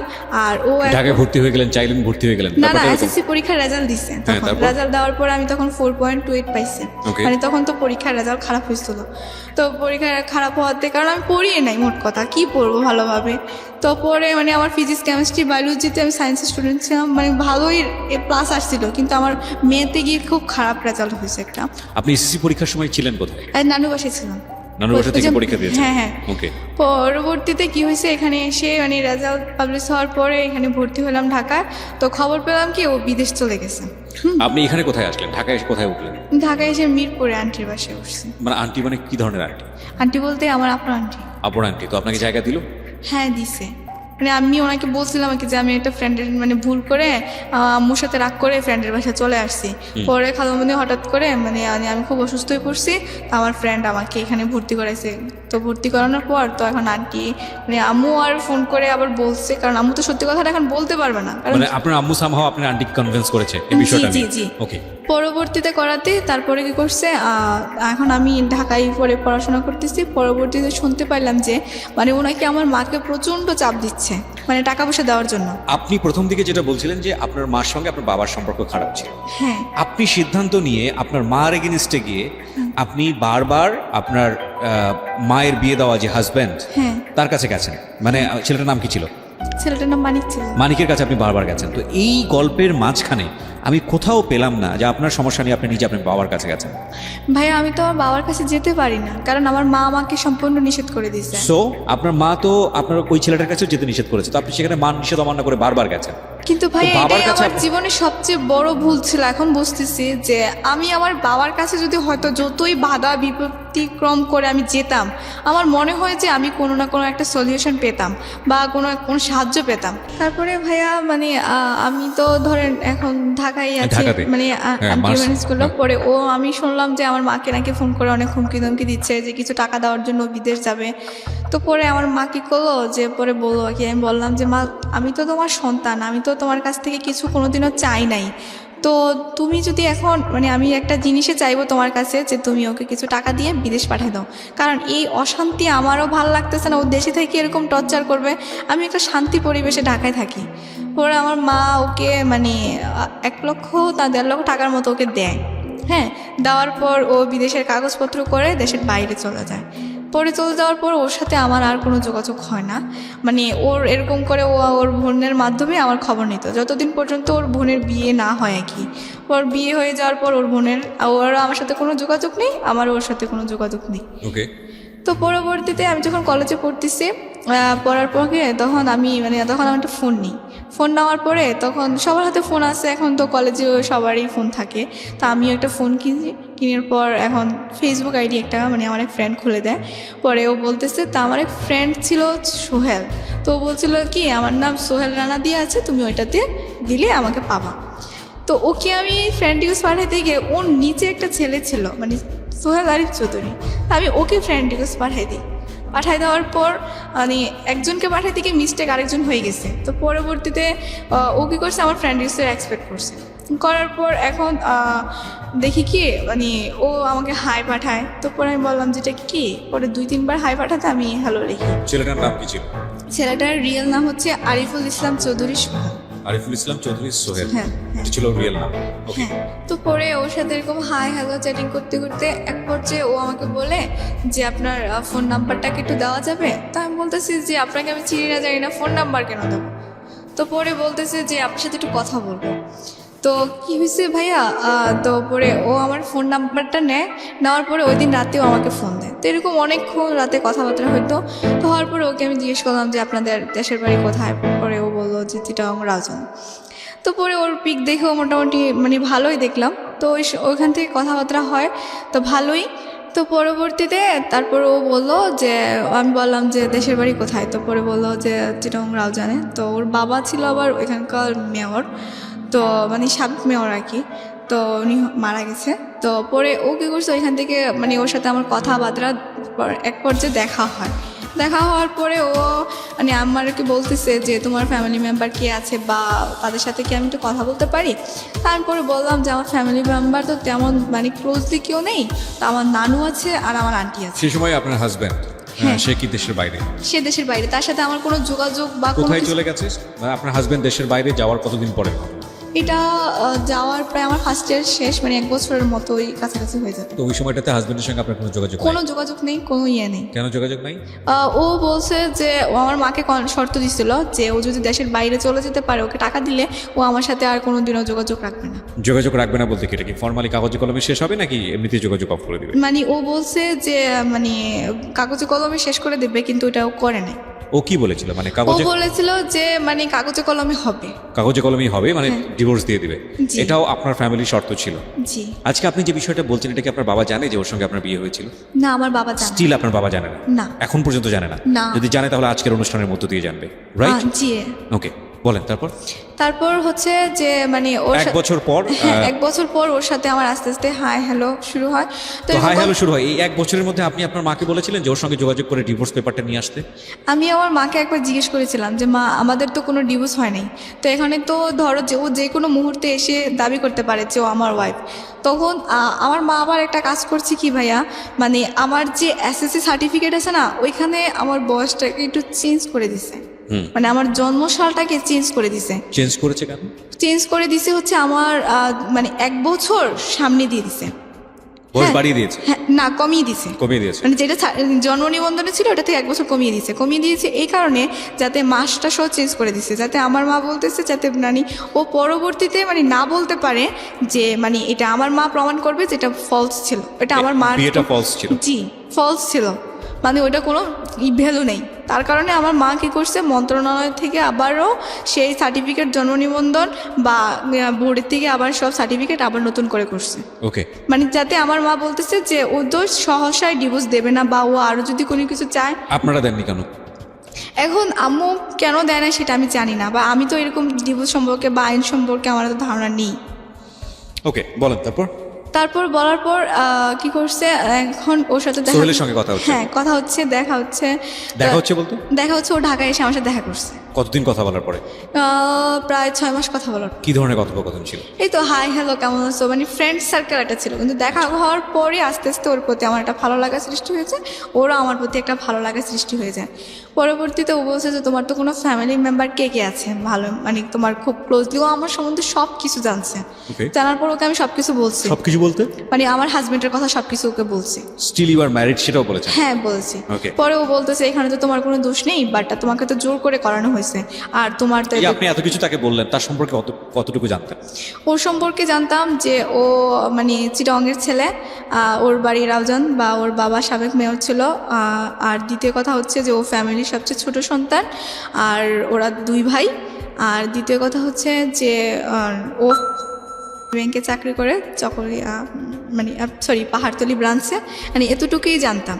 আর চিটাগংয়ে ওদের বাসা ছিল, মানে ওদের বাসার কাছে। ওকে, ফাইন। এই 6 মাস কথোপকথনে আপনাদের সম্পর্কটা কি ফ্রেন্ডশিপ পর্যায়ে ছিল? সেই অবস্থায় দেখা করতে যাচ্ছেন নাকি সম্পর্কটা অন্যদিকে চলে না, গেছে? পরবর্তীতে ধরেন মানে ও যখন মানে প্রথমে যখন ওর সাথে আমি কথা বলতাম, তখন মানে ফ্রেন্ডলি হিসাবে কথা বলতাম, মানে কোনো ভালো লাগা বা ওরকম কিছু ছিল না। আমি ভাবতাম যে মনে হয় যদি ওর সাথে মানে কথা বললে যদি আবার ওই ছেলেটার মতো কোনো কিছু করে, তো পরে ওকে আমি সব কিছু মানে ওর সাথে যখন দেখা করি, আমি ওর ঢাকায় এসেছিল দেখা করতে, তো পরে দেখা করার কথা বলাতে তখন ও আসতে আমাকে দেখার পর মানে ওর ভালো লাগে, তো পরে আমারও ওকে একটু হালকা হালকা ভালো লাগতো। তো তারপরে আমি ওকে সব কিছু শেয়ার করি যে আমার লাইফে এই ঘটনা ঘটছে, আমি মেরিড, বাট এই তখন ও বলতেছে যে তো তোমার কোনো দোষ নেই, তুমি তো নির্দোষ, কারণ এটা তোমার মা তোমাকে বিয়ে দিছে, বা ও আমাকে এরকমভাবে বোঝায়। তো পরে বলছে যে মানুষ তো কতই ভুল করে, তুমি নয়তো মানে একবার ভুল করে চলে গেছো আর কি, ওইটা কিছু না, ওটা কোনো ব্যাপার না, আর ওইগুলো আমি ম্যানেজ করে নিতে পারবো আমার ফ্যামিলিতে, ওইগুলো তুমি না বললেই চলবে, আমার ফ্যামিলি এত দেখবেন, ওইটা বলছে। পরে বলছে যে তোমার ফ্যামিলি মেম্বার কে আছে ক্লোজ, আমি তার সাথে কথা বলি। তো পরে আমার নানুর সাথে মানে ও কথা বলে, বা আমার আন্টির সাথেও কথা বলে, ভালোই আমার ফ্যামিলি। তখন কথা বলাতে ও মানে ওকে আমি ও নিয়ে কথা বলতেছে, এরকম আমাদের মানে ভালোবাসাও আস্তে আস্তে মানে চলছে। পরবর্তীতে ধরেন মানে ও আমাকে মানে বলতো আর কি যে তোমার কিছু পিক দাও, তো তখন আমি ওকে আমার পিক দিতাম, তো ও আমার পিক দিত। তো এক পর্যায়ে এটা মানে ও বলতেছে এরকম পিক হবে না, অন্য ধরনের পিক দাও। তখন আমি বলতেছি অন্য ধরনের পিক কি? পরে বলতেছে যে বুঝো না এখনকার রোমান্টিকতা, মানে এখনকার যুগের ডিজিটাল মেয়ে, তুমি কি বুঝো না এগুলা, ওই পিক দাও। আমি বলতেছে ওইসব কীরকম পিক বলো? পরে বলতেছে যে আমি বলতেছি কি বলো এগুলো বলাতে ও বলতেছে, আমি বলতেছি না আমি ওরকম পিক দিতে পারবো না। তখন সম্পর্কটা কি ভালোবাসার সম্পর্ক? হ্যাঁ ভালোবাসার সম্পর্ক। পরবর্তীতে ও বলাতে হ্যাঁ ওকে আমি দিছি। তারপরে বলাতে ও এক পর্যায়ে ও আমার সাথে বলতো আর কি যে আজকে দাও না প্লিজ, এরকম এরকম অনেক রিকোয়েস্ট করতো। তো আপনি ছবিগুলো দিতেন? হ্যাঁ, র্যান্ডমই দিতেন। যেই ঘটনা আপনার লাইফে এত বড় একটা বিপদ ডেকে নিয়ে আসলো এবং এটা ছবি কেন্দ্রিক, যেটাতে আপনার কোনো হাত ছিল না, এটা তো বুঝেছিলেন ততদিনে যে এই একটা ছবি দিয়ে, এ ধরনের ছবি দিয়ে সামাজিকতা ক্ষুণ্ণ করার অজুহাতে একটা মেয়ের ফিউচার ধ্বংস করে দেওয়া যায়। জি ভাইয়া। শুধু একটা মেয়ে না, যে কোনো একটা মানুষকে সামাজিকভাবে অনেক বড় রকমভাবে হেয় করা যায়। তারপরেও এইরকম একটা জিনিস জেনে শুনেও আপনি কেন এই ধরনের ছবি ওকে দিলেন? ভাইয়া তখন আমি ভাবতাম যে হয়তো ওই ছেলেটা আমার সাথে ফলস করছে, আর ওর কথাবার্তা শুনে আমার মনে হতো যে ওকে আমি ভালোবাসি, ও আমাকে বিয়ে করবে, ও আমাকে ঠকাবে না। এক্স্যাক্টলি এই জায়গাটাই আমরা সবসময় ভুলটা করি, যে ভুলটা কিন্তু ওর জীবনেও ছিল। যে ছেলেটা গায়ে হাত তুলছে, যে ছেলেটার সঙ্গে এত বড় সম্পর্ক, এত বাজে সম্পর্ক, সেই ছেলেটার কাছে ও আবার ফিরে যাচ্ছে বিকজ অফ ইমোশন, এবং একই ইমোশনের কারণে পরবর্তী আরেকটা সম্পর্কে জড়িয়ে সে একই ভুলটা করছে। এবং এই ভুলগুলো একটু একটু করে এটা একটা ভয়াবহ অপরাধ। একটা কথাই আছে, একবার ভুল ভুল, দুইবার ভুল ভুল, কিন্তু তিনবারের ভুল কিন্তু কোনো ভুল না, সেটা অপরাধ। এবং ওর জীবনে এটা 4বার 5বারের জায়গায় পৌঁছে গেছে, সেটা অপরাধ না, মহা অপরাধ। বলেন। তারপরে এরকম ছবি আদান প্রদান করা হতো। হওয়ার পরে তো ও আমাদের বাসায় একবার আসলে তখন আমার নানু ওকে বলতেছে যে দেখো সোহেল, সম্পর্ক তো অনেকদিন হলো, এবার বিয়ে শাদির কথা কিছু ভাবো। ওর নানা তো খুব অসুস্থ, বাট বলতেছে ওকে একটা বিয়ে দিয়ে নাত জামাই দেখে তারপরে মরলেও না শান্তি লাগবে। পরে ও বলতেছে এখন কেমন যেন একটা হয়ে গেছিলো। তো হয়ে যাওয়ার পর আমি বলতেছি কী ব্যাপার, তোমার ভিতরে কোনো টেনশন কাজ করতেছে? তো পরে বলতেছে যে না টেনশন না, তারপরে কোনো সমস্যা নেই, ও একটু কথাটা ঘুরে ফেলছে। পরে ও যখন চিটংয়ে গেছে তাই বললাম কী ব্যাপার, তোমার মায়ের সাথে তো আমাকে কথা বলাল না, বা আমি তো জানি না, বা কিছু একটা বলো। তো পরে ও কী করছে ভাইয়া, ও আস্তে আস্তে আমার থেকে দূরে সরে যাচ্ছে।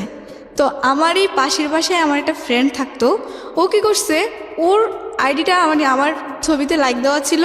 তো পরে কী করছে, ও আমার ওই লাইক থেকে ওর আইডিটা নিছে, নেওয়াতে তারপর ওর সাথে ফ্রেন্ডশিপ করাতে যেই ছেলে কি বলতাম, যারা আমি এত ভালোবাসলাম, সে ঢাকায় ওর সাথে দেখা করতে এসে একসাথে এমনও কিছু ক্লোজ ছবি আমাকে দিছে, যেগুলো দেখার পর আমার নিজেকে আমি আর কোনো কন্ট্রোলই করতে পারতেছি না। বিষয়টা কি হয়েছে আমাকে আরেকবার একটু বলেন, I am not clear actually. আমার ফ্রেন্ডের পাশের বাসার আমার যে ফ্রেন্ড ছিল, ওর আইডিটা ও আমার ফেসবুক থেকে নিছে। নেওয়ার পর কোন আইডি, কার আইডি কে নিয়েছে? সোহেল আমার ফ্রেন্ডের আইডি নিয়েছে। আচ্ছা, ফেসবুক থেকে নিয়েছে। নেওয়ার পর ওর সাথে সম্পর্ক করছে, আবার করার পর সেটা আমি জানতাম না। সম্পর্ক মানে কি, একদম ফ্রেন্ডশিপ না, ভালোবাসার সম্পর্ক করে ফেলছে। আমার ফ্রেন্ড কিন্তু জানতো। আপনার ফ্রেন্ড কি জানতো না আপনার সম্পর্কে? জি, জানার পরও ওই সম্পর্কে? হ্যাঁ, ও আমার সম্পর্কে জানতো, যে ওর সাথে আমার রিলেশনছে, বা ও যে আমাদের বাসায় আসতো সেটাও ও দেখছে। বা ও অনেক দুষ্টামি করতো যে ভাইয়া কেমন আছেন, বা আপনাদের বিয়ের পর কিন্তু আমি চিটংয়ে যাবো, বা আপনার মতো এরকম হ্যান্ডসাম ছেলে আমাকে একটা খুঁজে দিবেন, এরকম দুষ্টামি করতো। পরবর্তীতে কি হয়েছে, আমি যে ওই ছবিগুলো দেখে যে আমি নিজে বিশ্বাস করবো। পেলো কিভাবে ছবিগুলো? ও আমাকে দিছে। আপনার ফ্রেন্ড আপনাকে দিয়েছে? হ্যাঁ, ফ্রেন্ড আপনাকে দিয়েছে, এবং ফ্রেন্ড পেয়েছে কোথা থেকে? ফ্রেন্ডের সাথে একসাথে ওরা দুজন। সোহেল দিয়েছে আপনার ফ্রেন্ডকে? না, আমার ফ্রেন্ডের সাথে সোহেল ক্লোজলি ভাবে ছবি উঠাইছে। আপনার ফ্রেন্ডের সঙ্গে সোহেল ক্লোজলি কিছু ছবি তুলেছে, সেটা আপনার ফ্রেন্ড আপনাকে দিয়েছে? জি। কেন দিয়েছে? আমাকে দেখানোর জন্য।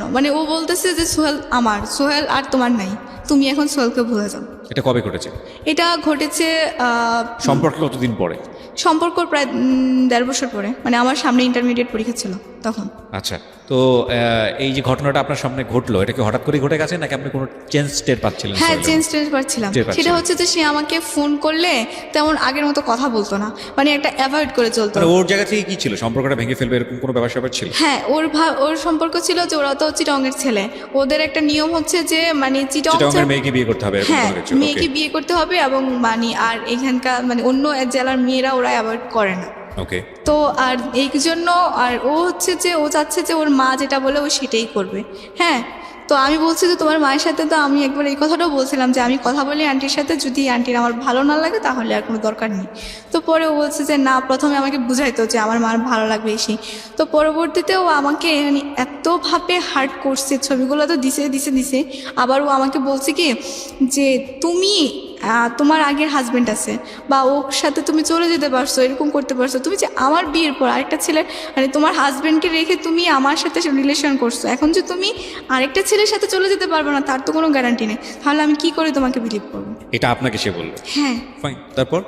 তারপরে ভাইয়া ওই দিন মানে আমি কি যে বলবো, মানে আমার এত পরিমাণ কান্না লাগছিল, মানে আমার মায়ের যে কষ্টটা ওইটাও মনে হয় যে ওর থেকে আরো দ্বিগুণ কষ্ট আমার বেশি লাগছিল। আপনি যখন ইন্টারমিডিয়েটে পড়ছেন ওই সময়কার ঘটনা এটা, জি। আপনি যথেষ্ট ম্যাচিউর, আপনি একটা ছেলের সঙ্গে বিয়ের সম্পর্কে জড়ানোর কথা চিন্তা করছেন এবং আপনার এক্সিস্টিং লাইফে হাজব্যান্ড থাকার পরেও আমি বুঝতে পারছি যে তাকে আপনি মন থেকে কখনো হাজব্যান্ড মনে করেন। এটা একটা মাঝে মাঝে যে কয়দিন গিয়েছেন সেটা ইমোশনাল ব্যাপার ছিল, কিন্তু এটা তো অবশ্যই লিগেলি একটা সম্পর্ক ছিল।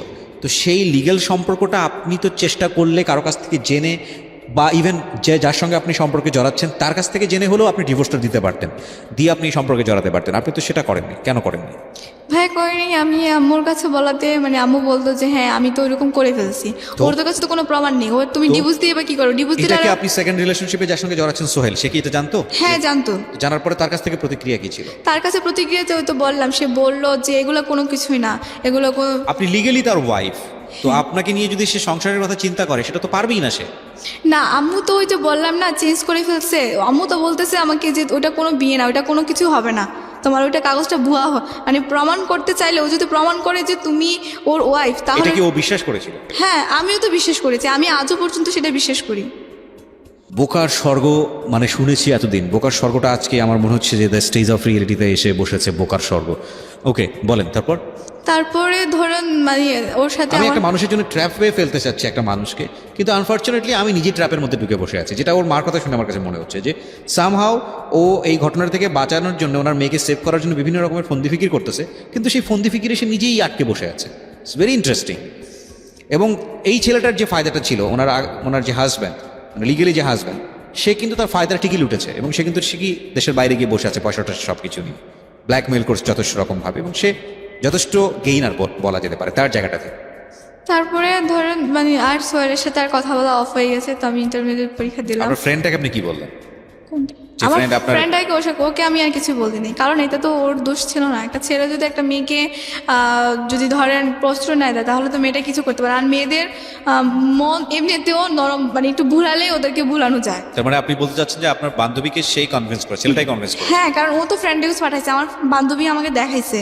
পরে যখন মানে আমি ওকে মানে বললাম যে তুই আমার সাথে এরকম কেন করলি, পরে ও আমাকে দেখাইছে যে আমি ফ্রেন্ড রিকোয়েস্ট পাঠাইনি। ওরা কি কন্টিনিউ করেছে পরবর্তীতে রিলেশনশিপটা? না ওরা ব্রেকআপ করে দিয়েছে, তো কারণ ওর তো ইয়ে ছিল যে ওর সাথে রিলেশন করলে ওই ছবিগুলো আমাকে দেখাইলে তো পরে আমার আর আমার ফ্রেন্ডের ভিতরে দ্বন্দ্ব লেগে ও মাঝখান থেকে সরে যায়।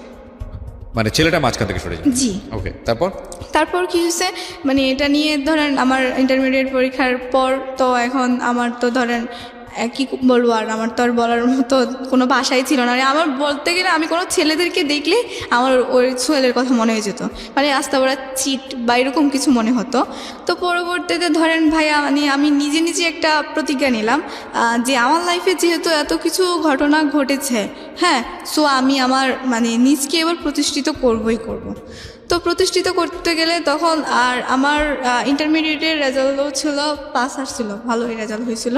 তো এখন এসএসসিতে তো আমার একটু পয়েন্টের নিচে নেমে গেছে, ওই যে 4 পয়েন্ট চলে আসছে, এই কারণে তো আমি ধরেন সরকারি মেডিকেলে চান্স পাওয়াটা খুবই কষ্টকর হয়ে যাবে। তো আমি খুবই মানে চেষ্টা করেছি, মানে আমার খুব ইচ্ছে ছিল যে আমি একটু সরকারি মেডিকেলে পড়াশোনা করব। তো মানে আমি খুবই পড়াশোনা করতেছি, মানে আমার আর আদার্স কোনো টেনশন নেই। মানে এখন আমার মূল ইয়ে হচ্ছে যে আমার বাবা মাকে আমি একত্রে করে দেব, আর আমি মেয়ে হয়ে আর আমি একজন ডাক্তার হয়ে এবং মানুষের সেবায় নিয়োজিত করব, আর কখনো কোনো ছেলের লাইফে বা কারোর সাথে জড়াবো না, এরকম একটা দ্বিধা মানে মনে প্রতিজ্ঞা আসছিল আর কি। পরে আসার পর আমি চিটংয়ে গেলাম। চিটংয়ে যাওয়ার পরে ওইখানে মানে আমার ফ্রেন্ড সার্কেলদের সাথে সাগরের পানিতে আমার ফোনটা নষ্ট হয়ে যায়। সো আমি যেটা বুঝি যে আপনি এখন প্রাইভেট একটা মেডিকেলে পড়াশোনা করছেন এবং আপনার খরচটা আপনার মাই দিচ্ছে, জি। নাকি আপনি নিজের খরচ জোগাড় করেন? আমি একটা কোম্পানিতে চাকরি করি ছোটোখাটো করে আপনি আপনার পড়াশোনা চালাচ্ছেন। তো ফাইনালি আমরা কি পেলাম, লাইক আপনি এই যে এত বড় ধরনের একটা প্রবলেম ফেস করলেন, বা আপনার যেই ছবিগুলো, আমি যতদূর জানি যে এই ছবিগুলো এখন শুধু আপনার হাজব্যান্ডের কাছে না, আপনি আমাকে অনুষ্ঠান শুরুর আগে বলছিলেন তার ফ্যামিলি মেম্বারদের কাছে ছবিগুলো আছে, জি। এবং এগুলো খুব রিস্কি টাইপের ছবি, এবং সেটা সম্ভবত তার ফ্যামিলি মেম্বাররা তার কাছে রেখেছে, এবং যে কোনো মুহূর্তে এগুলোতে তারা আপনাকে ব্ল্যাকমেইল করতে পারে। সো আপনি যদি আপনার জায়গা থেকে ডিভোর্সও দেন, সেটাও একটা বিপদগামী সম্পর্কের দিকে যেতে পারে। এবং আপনি যদি এটাও প্রমাণ করার চেষ্টা করেন যে না, বিয়েটা একটা হয়ও নাই, তাহলেও সে রিভেঞ্জ নিতে পারে। এবং সে যেহেতু দেশের বাইরে আছে, সুতরাং আইনের জায়গা থেকে তাকে বলা যেতে পারে সে হয়তো এক ধরনের সুযোগও নিতে পারে। তো কি বলার আছে আপনার এই ছবি আদান প্রদান নিয়ে, এই ভার্চুয়াল জগতে এইভাবে ছবি আদান প্রদান, ইভেন হাজব্যান্ড ওয়াইফ হওয়ার পরও এই ধরনের ছবি তোলা মোবাইলে রাখা, সে মোবাইলটা তো চিন্তাই হয়ে যেতে পারে, চুরিও হয়ে যেতে পারে। কি বলার আছে? আপনি তো নিজেই একটা আগ্নেয়গিরির মধ্যে আছেন এখন, সব কিছু বলতে গেলে সামাজিকতা জায়গাটা থেকে। হ্যাঁ, আমি যদি মানে বলতে চাই আর কি, যে আমার মতো ভুল যেন এই পৃথিবীতে আর কেউ না করে, মানে এই ছবি লেনদেন যেন অন্তত আর না করে।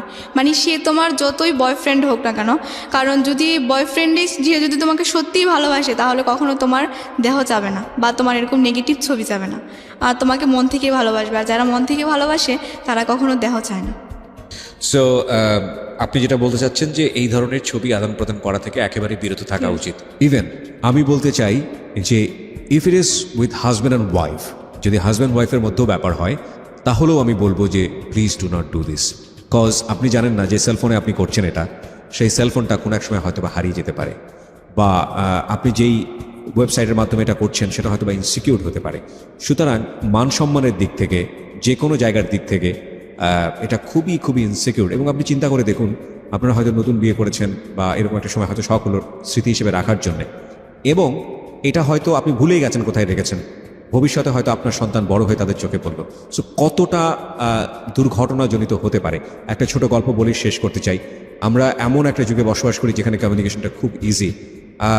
আমি অনেকদিন আগে ফেসবুকে এরকম একটা ভিডিও দেখেছিলাম যে মেয়ে আলটিমেটলি কোনো একটা খুব সেন্সিটিভ একটা ছবি তার বয়ফ্রেন্ডকে পাঠাতে গিয়ে সে আলটিমেটলি হোয়াটসঅ্যাপের কোনো একটা গ্রুপে ছবিটা আপলোড করেছে, এবং ভুল করে সে আলটিমেটলি ওই গ্রুপের মধ্যে তার প্যারেন্টসরা ছিল। এবং শুধু প্যারেন্টস না, ওই যে গ্রুপটা ছিল সেই গ্রুপসে প্যারেন্টসদের যারা আলটিমেটলি অফিসের বস, তারাও অ্যাডেড ছিল। তার মানে বুঝতেই পারেন যে ঘটনাটা শেষ পর্যন্ত কোথায় গিয়ে দাঁড়াতে পারে। So please be careful on this issue. অবশ্যই এই ধরনের কাজ থেকে দূরে থাকেন, এটা আপনার জন্য সেফ এবং সবার জন্য সেফ, এবং আমরা আপনাদেরকে অবশ্যই নিরুৎসাহিত করব। আজকের মতো এখানেই শেষ করতে চাই সিক্রেটস। আমরা বিশ্বাস করি প্রতিটি ভুল, প্রতিটি অপরাধ, এটার পেছনে শক্তিশালী একটি কারণ থাকে, এবং যারা ভিকটিম হন কিংবা যারা এই অপরাধটা করেন, তারা একটা শক্তিশালী রিজন থেকে করেন। সেই জায়গাটি থেকে আমরা আমাদের অনুষ্ঠানটিকে রিফ্লেক্ট করতে চাই এই অর্থে যে এই ভুলটা বা এই অপরাধটা যেন আর কেউ কখনো না করে।